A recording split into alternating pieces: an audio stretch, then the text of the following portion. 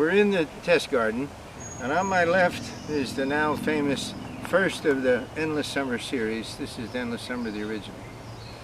On my right, across here, is another one of that series. This is Bailey Nurseries. They're the creators of the Endless Summer series, and this is Twist and Shout.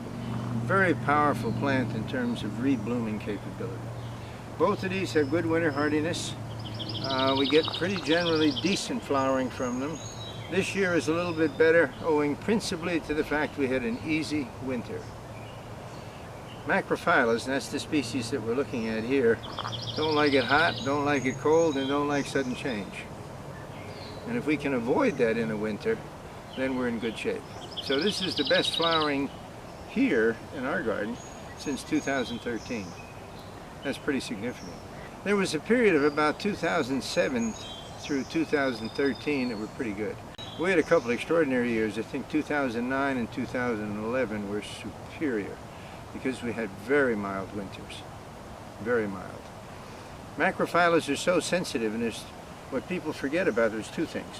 One, they're the least cold hardy of all the hydrangea species, and the other part is they essentially flower on what's called old wood. What that simply means is this: they set their flower buds in the autumn. Here on the Cape, October into early November. Air temperatures have to get down below 50 degrees. Reduced photo period, the days are getting shorter. It's a signal to the plant to produce next year's flower buds.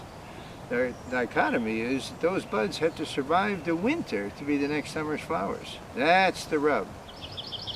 And if we have a tough winter, good chance we're going to lose them. The conditions have got to be pretty nice for it to be right. It does happen.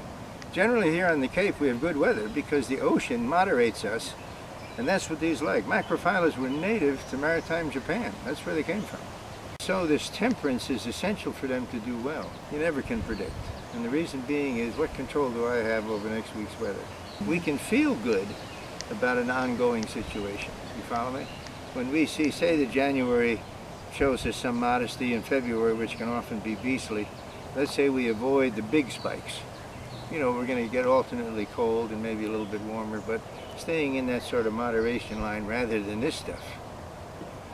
And during that 7 year period I just told you about, previous to 2020, the big problem too is the fact we get these big spikes where we go suddenly very cold, or we have periods of warmth. And one of the things about the macrophyllas is tough. It doesn't need much signal to get going. In other words, you get 2 or 3 days of 50 degrees, the plant says, yes, I'm ready to go. Well, what happens a week later? Bingo, temperature goes the other way. So these are the subtleties and the sensitivities that give us fits. By contrast, the arborescens and paniculatas are not prone to that at all. They're perfectly winter hardy. They don't break bud very quickly. They wait till later to do so, and as a result, and they flower on new wood. In other words, the flowers follow sequentially the buds that are formed late April, early May, and so everything occurs in that season. They're wonderfully cold hardy. They tolerate any temperatures we're ever going to have here on the Cape. So as far as we almost take them for granted because they flower every year, without exception. But everybody loves macrophyllas, and here's the simple reason why. Beautiful color and flower form. You see both mop heads here on my left. Twist and Shout is a lace cap. But they're both lovely. Great colors. Blue. Everybody loves blue. But we have pinks, we have reds, whites, no color, but still very, very nice, in various shades and tones, some even on the same plant, particular to the cultivar. So there's lots to like. And you know, hydrangeas in this country are second only in terms of woody ornamentals produced to roses. They're number 2.